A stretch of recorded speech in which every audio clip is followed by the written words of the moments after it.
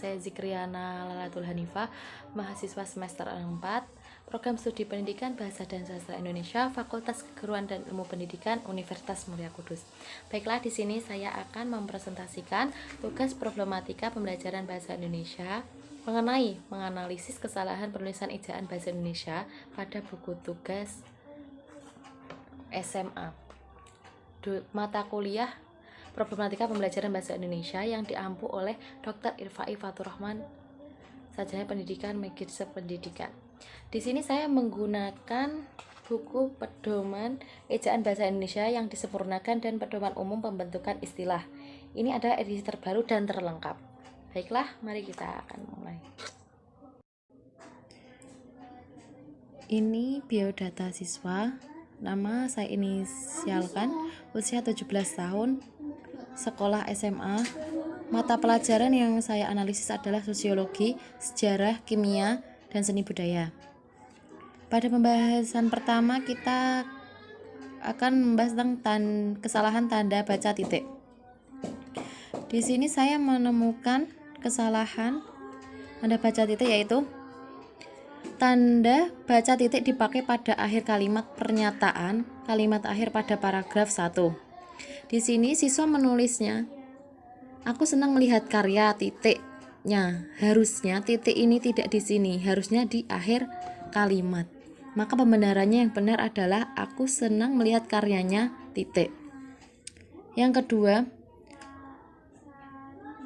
tanda titik dipakai di belakang angka atau huruf dalam satu bagan ikhtisar atau daftar. Perhatikan,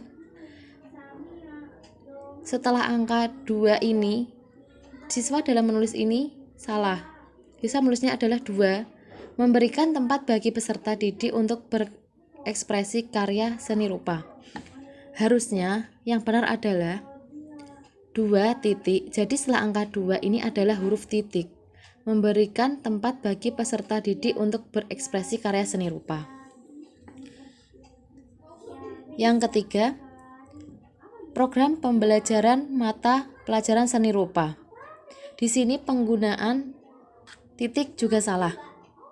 Penggunaan tanda titik pada akhir kalimat di spasi. Di sini salah. Harusnya itu tidak di spasi. Jadi pembenarannya ada seperti ini. Program pembelajaran mata pelajaran seni budaya, langsung titik, tidak ada jeda. Penggunaan tanda baca harus menempel pada kalimat terakhir.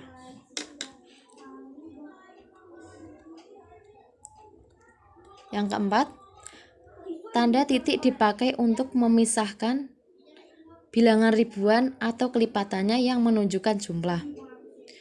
Penduduk kota itu lebih dari. Di sini, siswa menulisnya tidak tanda titik, tapi tanda koma. Jadi pembenarannya adalah penduduk kota itu lebih dari 5.000.00 orang. Di sini tuh siswa belum memahami penggunaan tanda titik yang benar. Jadi tuh angka, setelah angka, kemudian 0, di tengah-tengahnya itu tanda koma, tidak tanda titik. Yang kelima, tanda titik dipakai pada angka atau huruf yang sudah bertanda kurung dalam suatu perincian. Ya, di sini siswa itu menulisnya adalah 1 titik kurung. Ini adalah salah. Ya, pembenarannya adalah 1 kurung, jadi tidak digunakan tanda titik. Pembahasan kedua, kita ke tanda baca koma. Tanda koma dipakai sebelum kata penghubung seperti tetapi, melainkan, dan sedangkan dalam kalimat majemuk setara. Kesalahan yang ditulis siswa adalah siswa jurusan IPS sangat menyukai mata pelajaran ekonomi, sedangkan siswa jurusan IPA menyukai mata pelajaran biologi. Di sini sebelum kata sedangkan, siswa tidak memberikan tanda koma, jadi langsung sedangkan begitu. Jadi pembenarannya adalah siswa jurusan IPS sangat menyukai mata pelajaran ekonomi, Sedangkan siswa jurusan IPA menyukai mata pelajaran biologi. Ini adalah yang benar. Yang kedua, penggunaan tanda baca koma pada setiap kata di spasi. Di sini siswa dalam penulisannya tanda koma salah. Jadi di sini tuh siswa menuliskan tanda koma itu tidak di spasi setelahnya. Contoh, sosiologi mempelajari tumbuhan, koma, langsung katanya lagi, koma, dan langsung kata setelahnya. Jadi di sini tidak dikasih spasi. Padahal yang asli seperti ini. Ini pembenarannya. Sosiologi mempelajari tumbuhan, koma, spasi, bangun, koma, spasi, dan kewajiban masyarakat. Di sini adalah kalimat yang benar tentang tanda baca koma. Yang ketiga, pembahasan tanda baca titik koma. Tanda titik koma dipakai untuk memisahkan bagian-bagian perincian dalam kalimat yang sudah menggunakan tanda koma. Di sini siswa menulis itu salah. Tanda titik koma tidak tepat. Karya seni rupa 2 dimensi terdiri dari fotografi, koma, batik. Harusnya tidak seperti ini penulisannya. Jadi pembenarannya adalah seperti ini. Karya seni rupa 2 dimensi terdiri dari fotografi, koma, batik, titik 2 kaligrafi, koma, gambar, koma, poster, dan yang lainnya. Yang keempat, pembahasan tentang tanda baca titik 2. Di sini siswa penggunaan tanda baca titik 2 salah. Contoh, kesalahan siswa, alat dan bahan sama dengan A. Pensil, felt tip pens, pena, krayon, dan seterusnya. Keterangannya, tanda titik 2 dipakai sesudah kata atau ungkapan yang memerlukan pemerian. Pembenarannya alat dan bahan titik 2. Jadi itu di sini tidak boleh menggunakan sama dengan. Di sini salah penggunaan sama dengan. Harusnya titik 2. Jadi alat dan bahan titik 2 A. Pensil, felt tip pens, pena, krayon. Ini juga kesalahan yang sama. Tanda titik 2 dipakai pada akhir suatu pernyataan lengkap yang diikuti pemerincian atau penjelasan. Jadi ini kesalahannya siswa. Hanya ada 2 pilihan bagi para pejuang kemerdekaan, hidup atau mati. Ini salah pembenarannya.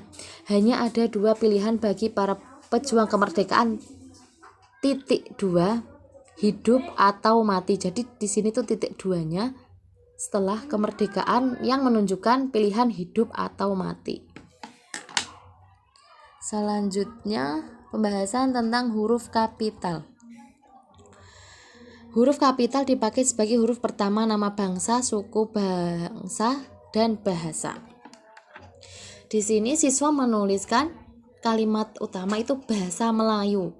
Di sini tuh Melayunya tidak huruf kapital, harusnya di sini huruf kapital. Jadi pembenarannya seperti ini.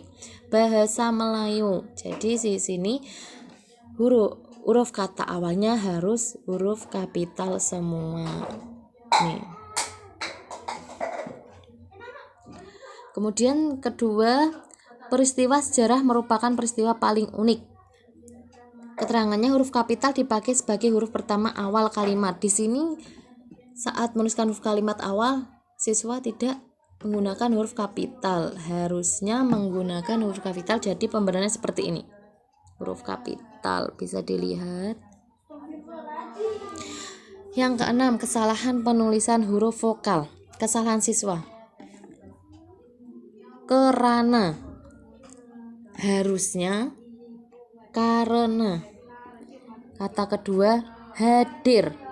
Di sini huruf vokal E. Harusnya itu hadir. Jadi huruf vokal E itu harusnya I, bukan E. Yang ketujuh, kesalahan penulisan huruf konsonan. Kesalahan siswa, bisa dilihat sangat ada 7 kesalahan, yaitu yang pertama selesai. Harusnya selesai. Ada percobaan, harusnya yang benar adalah percobaan, kurang huruf A. PDA, harusnya ini adalah pada, kurang huruf A. Yang keempat pertanyaan, harusnya pertanyaan, juga kurang huruf A.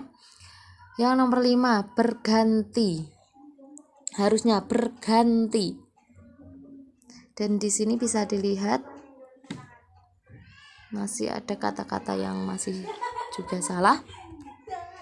Yang kedelapan kesalahan penulisan kata.